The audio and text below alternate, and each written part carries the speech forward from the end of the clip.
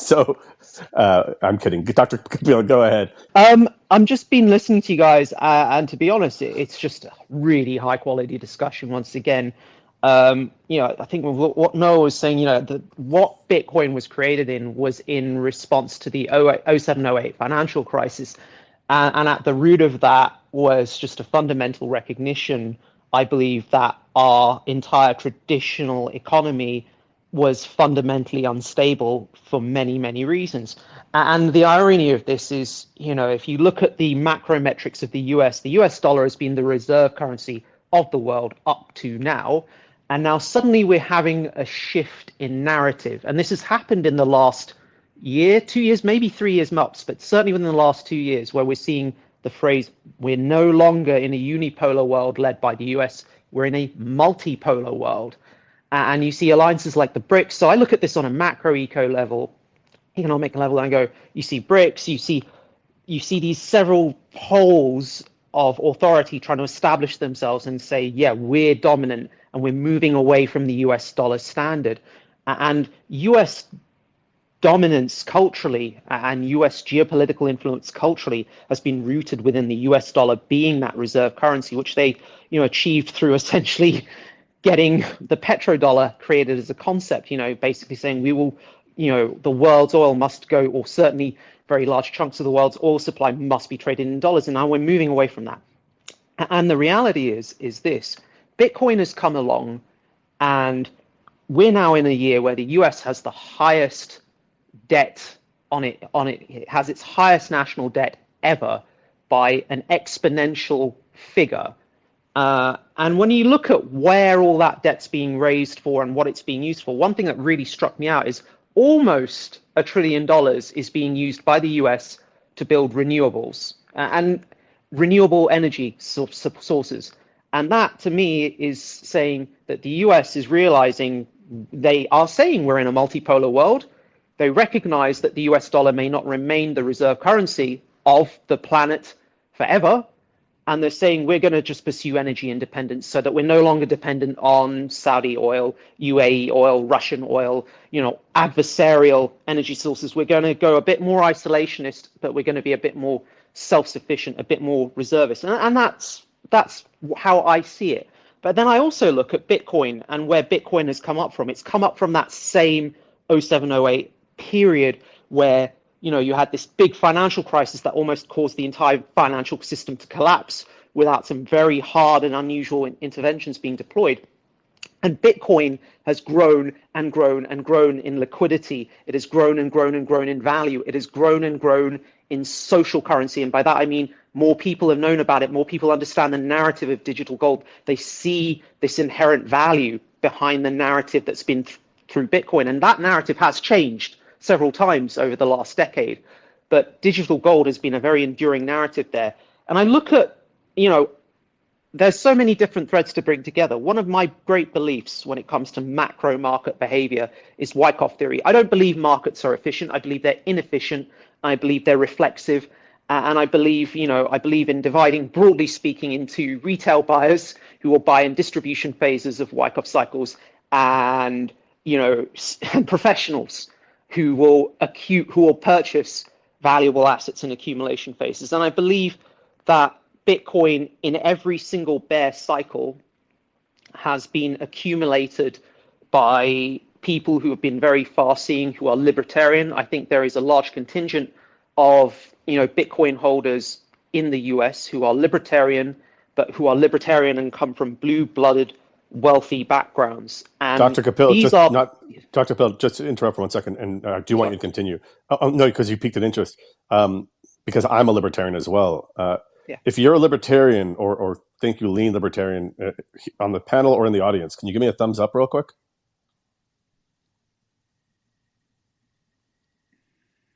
Interesting. Gonna interrupt really fast. Satoshi in the early writings said that Bitcoin and all cryptocurrency assets would appeal to the libertarian mindset. Just saying, Satoshi predicted it. Interesting. Go ahead, Doctor, please. No, but that's what I mean. It's about independence from state. Bitcoin was about independence from state, and libertarians recognize this. And some of those libertarians, one of my favorite documentaries that was US produced was doomsday preppers. And you look at all these doomsday preppers, and so many of them are worried about financial collapse. And actually, these guys, you look at them, they're like millionaires, multimillionaires, they're very wealthy. And you go, hang on a second, why are multimillionaires doomsday prepping for financial collapse? I don't want to go down that tangent too far. I see the validity to it, but I can see why you would want to have independence of money from state, much like you could have independence of religion from state and other things. The more you can separate that, that is the libertarian ethos. It's about independence, freedom of thought, freedom of idea, freedom of expression and association.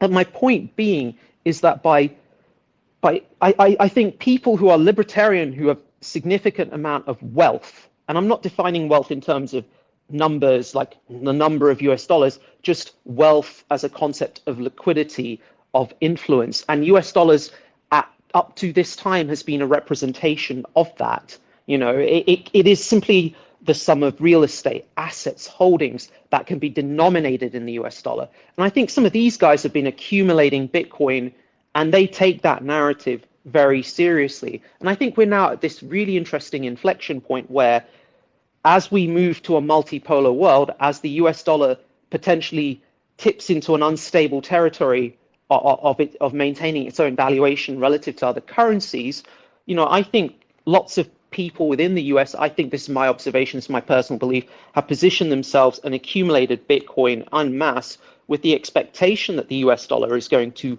fall in value. And I think I see libertarians, libertarians influence the US government much like any other faction belief. People influence the government, and people who hold Bitcoin can influence the government, and people who are wealthy and hold Bitcoin can have influence on the government. And I like to, a part of me looks at what the SEC is doing with Binance as being an indirect hostile takeover of Binance. That's how I look at it in my perspective. They are monitoring, part of this plea deal is they are monitoring so many of the inflows and outflows from Binance now. And a part of me is like, they could have shut it down. They could have shut Binance down, but what would have that done? What would have been the risk and what would have been the benefit? Well, the benefit would be the US would also assert themselves as the supreme authority of the US dollar. But the risk would have been if Binance collapsed, the volume and the amount of liquidity flowing through cryptocurrency, with Binance being the biggest exchange in the world, would have collapsed. And the value of Bitcoin would essentially, the inflow and outflow, the liquidity flows for that would collapse, that the pathways for that would collapse. And so there are a lot of stakeholders here who wouldn't want to see that, but would rather see a situation in which, okay, we are now providing stabilization to the ecosystem by creating like this. It's like a compromise. I don't know if anyone who's ever watched the Matrix trilogy, it's like the machines and the people who've escaped the Matrix reach a compromise at the end that allows both to coexist. And to me, I see this as kind of, I almost see what's happening as almost this makes me bullish for the price of Bitcoin, because I almost see this as the setup for the ultimate rug pull on the US dollar, as people suddenly go, shit, the US dollar is no longer the world's reserve currency, but actually people are now then seeking Bitcoin as this digital gold. It's the natural flight. And they'll go and look and go, okay, Binance is sorted, regulatory clarity is emerging there. Coinbase is established, and this framework will appear. And I'm sorry, I'm getting lost in myself because there's so much to address here. But, what I was going to say is, I think you bring up an interesting point in the idea that often things are important when they get, certain kinds of attention. And I think that the SEC finally going so heavy-handed on across the board is a reflection of them recognizing what you're talking about. Yeah, I think to me it's like this was a too big to fail maneuver, and that speaks volumes to how much cryptocurrency has grown, and that says to me something very bullish about the future of cryptocurrency as a concept as a whole. Where I will yeah. No, I said I'd agree, and thank you for ruining the Matrix for me and the rest of the audience. But please. I'll sort of lead into where there is a pathway to this. For me, when I got into this, really for me, my true starting point was Ethereum, which was this idea. When I look at investments and when I look at things that I think are valuable, I look for convenience. Does this make the world fundamentally more convenient? Does this make an action more convenient? And to me, smart contracts, Bitcoin, digital gold, that is making gold fundamentally more convenient because it's weightless and it has no storage fees, and it in theory the transaction fees are small. Excuse me, I don't want to break the line of thought, but I will depart in about 2 minutes. So let me say go ahead, a couple Gary. of things that are very on point. So the narrative around digital gold, it's very interesting that in the 1930s in the United States that there was a sound money policy. People needed to, or the government needed to have value. And so they said it would be illegal to possess a certain amount of gold in personal possession. That was part of this history, even when it goes to Bitcoin and the narrative about this is a digital gold, this is something that can be transferred peer to peer, and basically its narrative, its origin story. Most of the gold that was collected wasn't because there was criminal prosecution or people kicking in the door and saying, give me what's in your vault. Most came from overpaying the market with fiat, right? So you overpay the market, you say, here's what price above and beyond that I'm willing to offer. And because of that, most of that gold got centralized. Sits inside of Fort Knox, maybe it got resold, who knows? But those are narratives. And so the idea, really, again, I want to ask without anybody raising hand, don't raise hand, simply ask yourself if you would have raised hand, have you used a Bitcoin tumbler recently? Have you used Tornado Cash recently? Why? If you haven't, it's because there's a law against it if you're in certain jurisdictions, right? Why are you using centralized exchanges? You're using ones that are permitted. Maybe there's a lawsuit against Kraken. Maybe there's a lawsuit against Binance. Maybe you got it on Coinbase and you shipped it off to another central exchange. So the narrative around you possess it, you don't actually possess anything. You simply have keys and you have knowledge about the ability to move it up and down the blockchain. That's all you have. You don't have digital tokens inside of your wallet. And some of this is simply education that needs to come about. The narrative about it having value is the same narrative as, in my opinion, maybe it's wrong, is comic books, collector cars, an ingot of silver sitting inside of your personal safe or something. Like, these are simply because you feel speculatively that there will be appetite for it in the future. The Bitcoinization of the world, the centralization as a monetary system, you're not seeing that. You're seeing ETFs being promoted by people that had a libertarian view until their bags get pumped. And then once their bags are pumped enough and they can buy the goods and services that they want to buy, they can live the lifestyle that they want to for themselves and for their families, they're no longer on the front line. You don't see Trace Meyer. You don't see, you haven't seen Satoshi. You don't see a lot of the people that they're OG. You see new people that want to make money. That's why they're in this system. The final thing I'll say about it is derivatives are not going away. Most of your spend is not because you took your paycheck in the form of cash and you went and put it into the gas into your tank of your car. You probably got direct deposit. You probably operate a business that had some kind of merchant account. You probably used a Visa or MasterCard. And so derivatives are not going away. If you say that Bitcoin is going to be a way to peer-to-peer trade, no, it's not. It's going to be, you have an account at whatever BlackRock managed account there is, and you feel more trust in that Fireblocks is the custodian than you are. That is the system that we're promoting when we talk about Bitcoin is one thing and shitcoins or crypto is a different thing. It's not true. These are all derivatives. Anyway, I gotta just listen until my signal goes. Thanks, guys. Thanks, Gary. I appreciate that. Thank you for. So far, the Matrix has been ruined. The Hex movie has been ruined, and now crypto in general has been ruined. I'm not going to wish you a safe flight. I'm not going to wish you an unsafe flight. But Gary, thank you for ruining my. So Noah's lunch was just ruined. My breakfast was just ruined. So appreciate that. Dr. Kapil, if you wanted to respond or kind of wrap your thoughts, I'd love to hear. I'll wrap it quickly. I actually have a really optimistic narrative. I have an optimistic viewpoint going forward. I think, look, it is natural to expect retail to jump in and not think about it deeply and just to go after it for money. In my professional background, the people that I work with, I'm very grounded. I work in emergency medicine. I work with doctors and nurses and clinicians and see patients and people who lead very regular lives day in, day out. And I know what their needs are. I know what time they have. I know where their focus and resources lie. And it's not necessarily in this. They don't have time, and they've not received the education in finance to really understand what this stuff is. And a lot of them, they're not pursuing that. They're just trying to look out for the people they care about, and themselves. That includes the people they care about. And ultimately, if something makes them money, they will go after it. But the problem is they know so little about how this works. Again, I say Wyckoff theory, a huge adherent to it. They know so little about how this works. They always time themselves wrong, and they always get caught on the wrong end of the trade. And that's why I go professionals and retail. And I think that's something I've really taken to heart over the years, because I've learned this by myself watching this stuff. But my optimism is this: you've got a strong narrative. We'll go cynical to start with, but you've got a strong narrative for a decentralized digital gold, and that's Bitcoin. And the true believers, the people who built this stuff, and the people who care about the underlying ethos and the philosophy, really dug deep.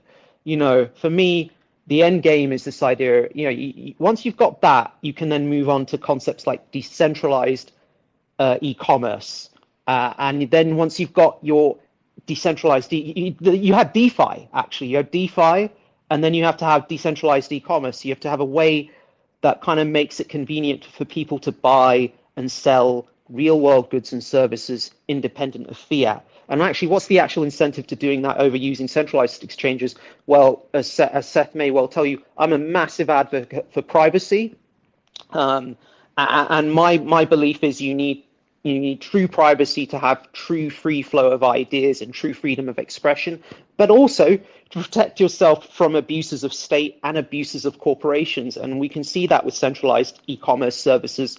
They can and will abuse their power to analyze transactions on their networks to their own personal gain, even if that comes at your loss. So that recognition, that there is a segment of the population that recognizes the underlying value of privacy. And I think the next stage from DeFi is decentralized, privacy-focused e-commerce. Super quick plug. I'm an advisor to something called the Particl project, which has built exactly that sort of solution. And we've built some amazing technology. Particl Marketplace, basicswapdex.com. Go look it up, particl.io, Particl.io. That's the end of my shill. Go Dr. do your own Kapil, research and speak. I'm going to do you one better. Please post it in the nest, because my next question was actually going to be, please post what you got going on, and any calls to action. I'd love to support anybody who's building stuff in this space. And just to be completely frank, you don't have a large following, and I think it's important to give exposure to people that do. No, just by all means, if you just follow me and DM me, and I'll post the links to that. But you privacy-focused, decentralized e-commerce, which allows you don't want to put it in the nest. Yeah. I'm literally offering you free marketing. Oh yeah, where do I type it down? I am not familiar with this. Okay, so go to any post on your page, any tweet that you would that encompasses your product or a call to action that you want people to look at, and then put on the right hand side there'll be like a little box. If you look at the top of this space right now, you see the arrow. Pinned. Yes, and then at the top, and then the top of that, there you go. Oh yeah. Okay. Gary just did it. I'm actually. Yeah. Okay. I will very quickly pin something that I pinned recently. Okay. But I will do that in a second. Oh yeah. In fact. There you go. Right. Sorry. Before I lose my train of thought. So privacy-focused, decentralized e-commerce. That's the next step. It's a very libertarian thing because it's giving the power back to the consumers and giving power back to the vendors, and essentially to small businesses to have a more even footing against large corporate behemoths that can exploit their power and centralized services. But I also think that is an intermediary step towards a fully decentralized nation state. It's so funny that we've been talking about NFTs. My area of interest when it comes to NFTs is not NFT art. It's the idea behind NFT real estate. And if you show me a regulatory framework that says I can own an NFT that gives me micro ownership over a real world property, and that is legally recognized internationally, that is a huge step towards truly decentralizing the flow of goods, truly increasing the liquidity of our system for the exchange of value that flows through it. And I think, micro ownership of real estate is my big area of interest in NFTs. And I ultimately think that's an area of decentralized governance. And that's actually the end game for this, is the creation of the decentralized nation state is kind of what was envisaged by Bitcoin, all those years ago. It was separation of money and state, and state. And then from separation of money and state, the decentralization of money from state, you get the decentralization of commerce from these controlling authorities to a truly peer-to-peer, end user controlled experience. And then now you've got this idea of a decentralized nation state. And there's a few tools I'm going to suggest that you kind of look at that kind of, to me, kind of give an idea of how this could play out. If you look up an old tool called Kialo, Kialo, Kialo, it's kind of a debating system. I kind of see this, I look at, I sound so scatty right now, so scatty as I talk about this, but I look at, I see a model for governance which is privacy focused, where people can essentially pick topics. They can create, anyone can basically assign themselves, and this is me envisaging the future. This is going beyond the Particl project and Shilling. This is just a general vision of the future. And I think decentralized technology makes this possible.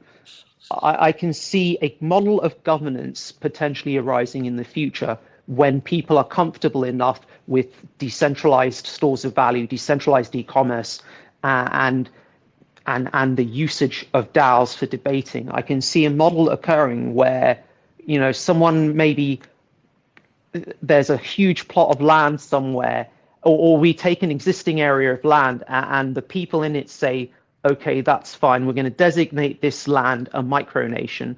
And in this area, anyone who, we will have a system, and it's basically an online forum, and every citizen has their own sort of private key, but it's anonymized, and they can basically assign themselves to this area. And when they assign themselves to this area, they can access the forums relevant to that area. And then the forums allow them to put proposals, essentially, for that area.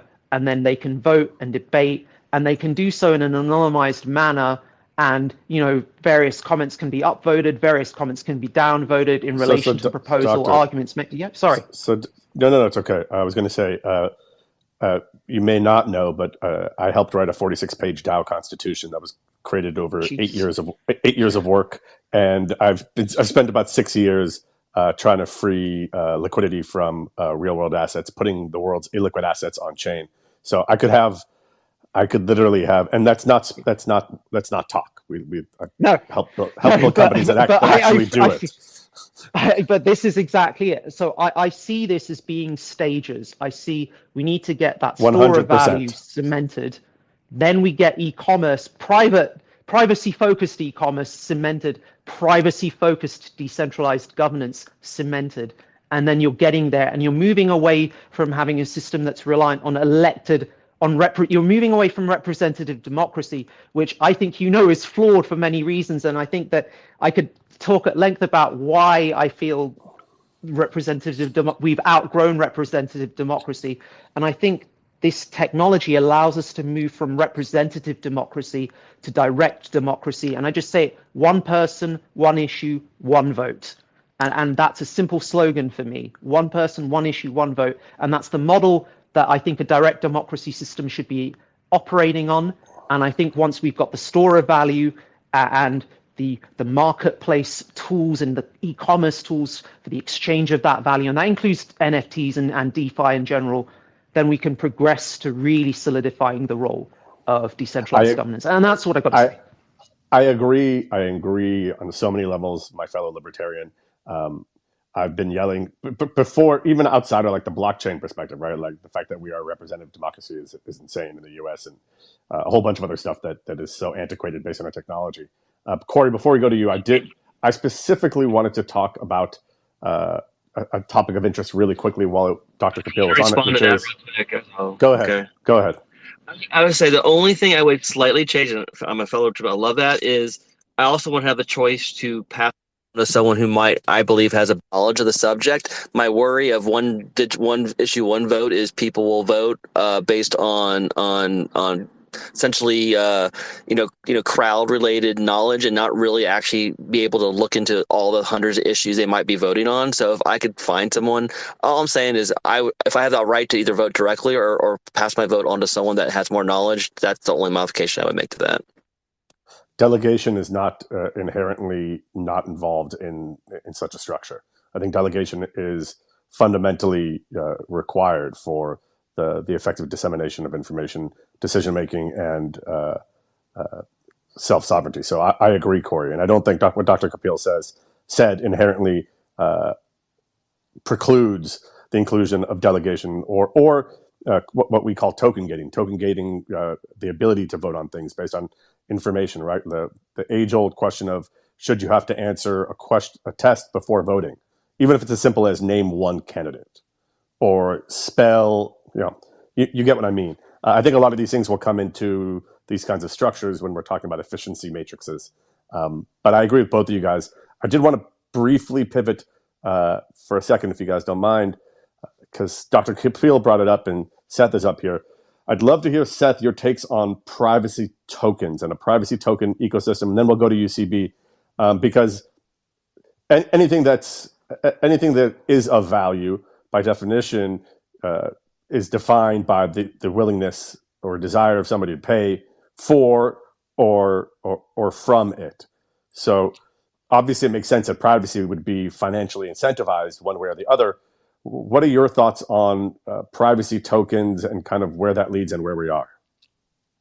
Thank you for asking, man. Thanks for having me on stage. And it warms my heart to see Dr. Kapil here on stage in Moby Media Spaces, because as you're discovering, he's a very clueful guy who has a lot of great knowledge to share, and he's just getting started. I guarantee you. Now that you found him, genie's out of the bottle. There's a lot more to come, I'm sure.